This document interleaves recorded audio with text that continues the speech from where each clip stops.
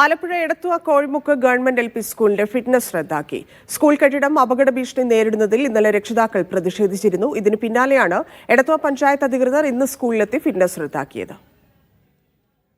ഷൈജു ചേരുന്നു. ഷൈജു, കൂടുതൽ വിവരങ്ങൾ.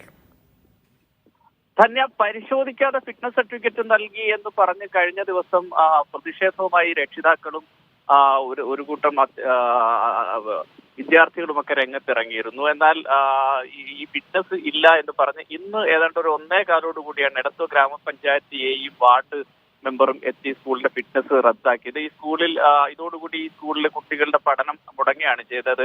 കാരണം 30ഓളം കുട്ടികളും 6 അധ്യാപകരുമാണ് ഇതിൽ ഉണ്ടായിരുന്നത്. അവർക്ക് പഠിക്കാൻ ലേക്ക് പോയി എന്നാൽ പക്ഷേ മനസ്സിലാക്കുന്നത് പുതിയൊരു കെട്ടിടത്തിലേക്ക് മാറ്റാൻ നേരത്തെ തന്നെ തീരുമാനമായി. അതനുസരിച്ച് ഉടൻ തന്നെ സ്കൂൾ പുതിയ കെട്ടിടത്തിലേക്ക് പ്രവർത്തനം ആരംഭിക്കും. ഇത് വേറെ ചില താല്പര്യങ്ങളുടെ ഭാഗമായി ചില രക്ഷിതാക്കൾ എന്നാണ് ബന്ധപ്പെട്ടവർ പറയുന്നത്.